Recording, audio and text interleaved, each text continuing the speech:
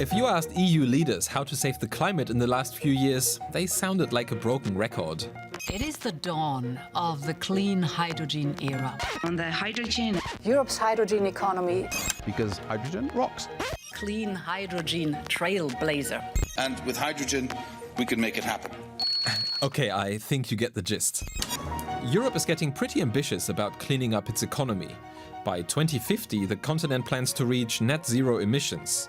This means replacing the oil that powers European cars, the natural gas that heats European homes, and the coal that's still burned in European power plants. To achieve all this, the continent is betting big on hydrogen, the miracle fuel / buzzword in the world of energy. Let's unpack why that's a mistake and who stands to profit from it.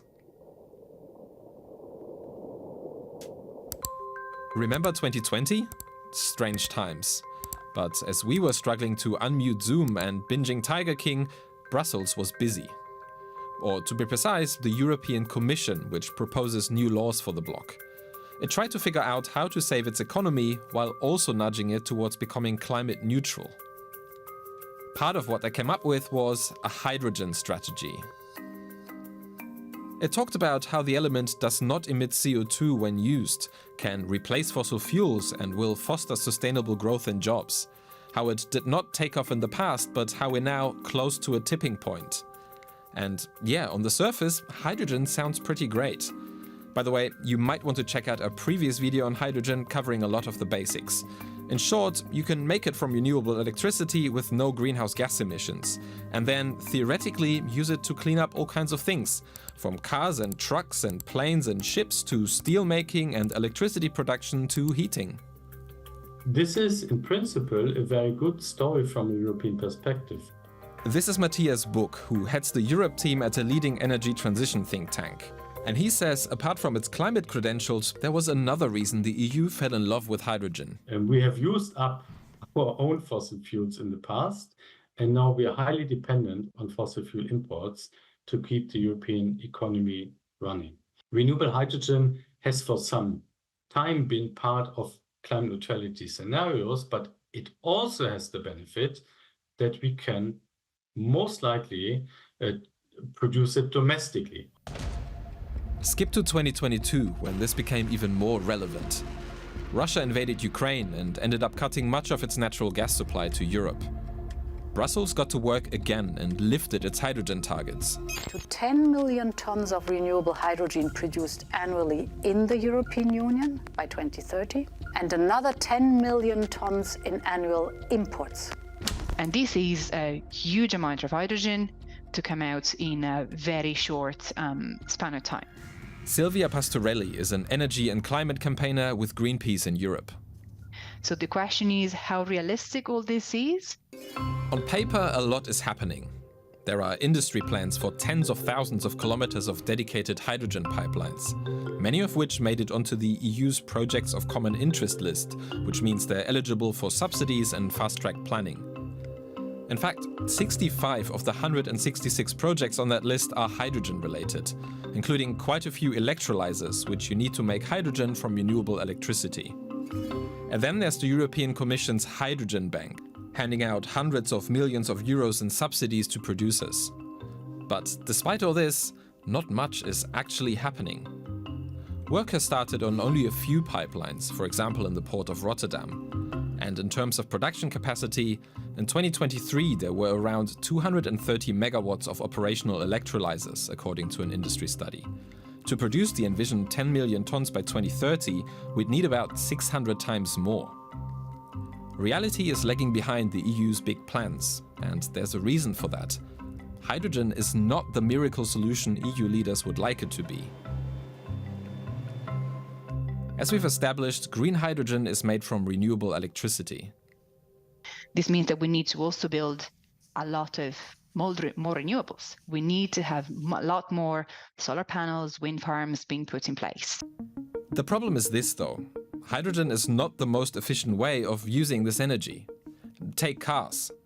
To power a hydrogen car, you first need to convert renewable energy into hydrogen, then transport this hydrogen to a refilling station and pump it into the car that uses a fuel cell, a device that converts it back to electricity that drives the vehicle.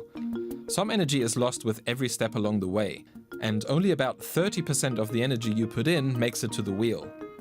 Battery electric cars are just much more efficient, using close to 80% of the energy that goes in. The same goes for hydrogen boilers to heat buildings. By the time the hydrogen has been produced, transported and burned, you've lost half of the energy. An electric heat pump, on the other hand, moves around 3 times more heat than energy you put in, making it 270% efficient. To run these things on hydrogen, we'd have to build way more wind turbines and solar panels. And this means it's a relatively expensive process compared to the direct use of electricity. This doesn't mean hydrogen is completely useless, though. We need some hydrogen in some parts of the transition. We don't need hydrogen across the board. So, where possible, directly using electricity is the way to go. And where it struggles, we can fall back on hydrogen. But we should use it as sparsely as possible. Hydrogen has been defined as the champagne of energy. It's something expensive. It's not for every day. It's for the special occasions. This makes the EU's plans look pretty overblown. But it's not the only problem with them. Another is that switching things over to hydrogen is hard. We don't have very much experience in large-scale, long-distance hydrogen transportation, so we need more experience on that. This is Satu Lipiäinen, who's co-authored a study on how hydrogen can be moved from A to B. A popular idea is to simply push it through existing natural gas pipelines, but that's not as easy as it sounds. Hydrogen is a different gas than methane, so have very different properties. Hydrogen is a very small molecule, and that can cause challenges for pipeline materials. In fact, it's the smallest molecule on Earth. That means it can slip into tiny cracks in the pipeline steel, make it more brittle, and in the worst case, crack it. So pipelines need to be tested and potentially refurbished before carrying hydrogen. That's quicker and cheaper than building new dedicated hydrogen pipelines, but it's still a big investment. Even if the pipeline itself is compatible with hydrogen, there is always a need for some upgrades. So we need to change valve compressors, metering, gas detection devices. You might have heard the term H2 ready in relation to this, but also to other pieces of gas infrastructure like LNG terminals or power plants. It suggests they can be easily switched to run on hydrogen in the future, but there are actually huge differences how much hydrogen they can handle. Now, some of the definitions that are floating around of hydrogen ready are anywhere between 1% and 100%. So at this point, we don't have an established common understanding what hydrogen ready means and stands for. Depending on where on the scale a piece of equipment sits, it might need substantial refitting after all before it can carry pure hydrogen. Like you have a diesel car, you wouldn't call that a electric ready car just because you can use the shell of the car if you have to end up gutting the entire car. And that's the same principle. And of course you wouldn't do it, and that's the same for hydrogen. And even if something's 100% hydrogen ready, that doesn't mean it'll be running on hydrogen anytime soon.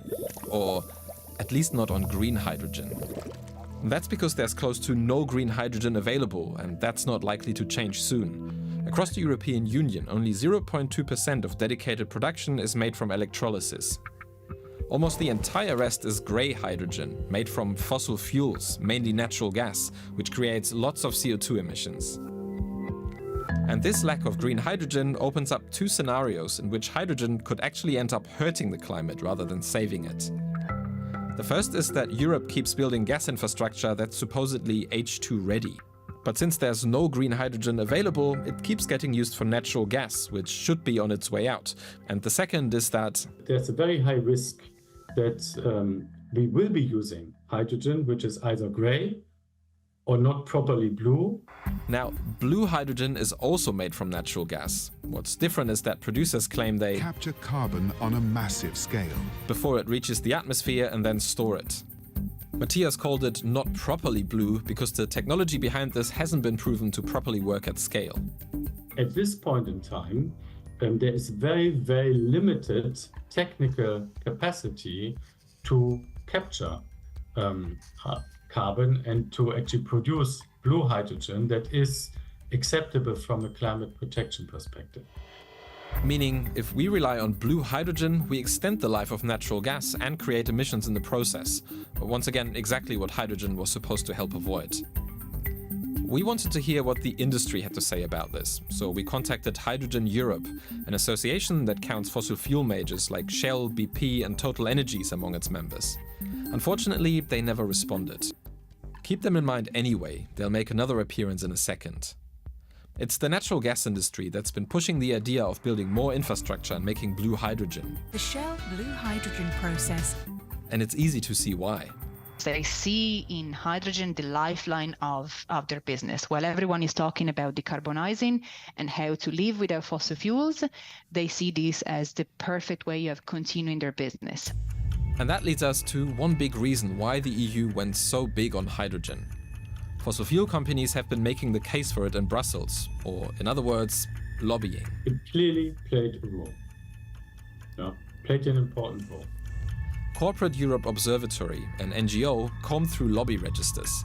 They found that out of the 100 biggest lobby groups in the EU, 25 have, in one way or another, advocated for hydrogen in Brussels. Among them you find many fossil fuel majors, but also some trade groups and organizations. Hydrogen Europe, the one who didn't get back to us, is considered the most influential, representing more than 500 members, many of these included. This is its CEO, Yorgos Chatzimarkakis, sitting next to Ursula von der Leyen, the head of the European Commission. Represented by Hydrogen Europe, we know each other very well. And this is him bragging on a podcast how the Commission in 2020 adopted the 2x40 gigawatts production target Hydrogen Europe was pushing for then, one-to-one into the hydrogen strategy. They went through all the figures and we explained, yes, this is not just a fantasy. We have a whole bunch of industrial partners who would underpin this. And they, 3 months only, presented the strategy. And you will find the 2x40 gigawatt enshrined in that strategy. Brussels loves hydrogen, and hydrogen loves Brussels. European decision makers, commissioner, they're very, very happy to meet with them. The general excuse is they have the expertise, they're stakeholders, we need to talk to them. But of course, they're there to serve their own interests. So where does all that leave us? Well, hydrogen is part of the solution, but no silver bullet. If its role gets overhyped, it can lead to expensive, inefficient, and even climate-damaging choices. And the European Commission does seem to be backtracking. In their most recent climate scenario, they predict 3 million tons of green hydrogen will be produced in the EU in 2030, which is a lot less than the 10 million tons they set as the official target. This could be a sign that the hydrogen hype is starting to crumble and reality is taking over. Now, what do you think? Is betting big on hydrogen the way to go, or is it just a distraction? Let us know in the comments, and don't forget to hit subscribe because we have more videos like this for you every Friday.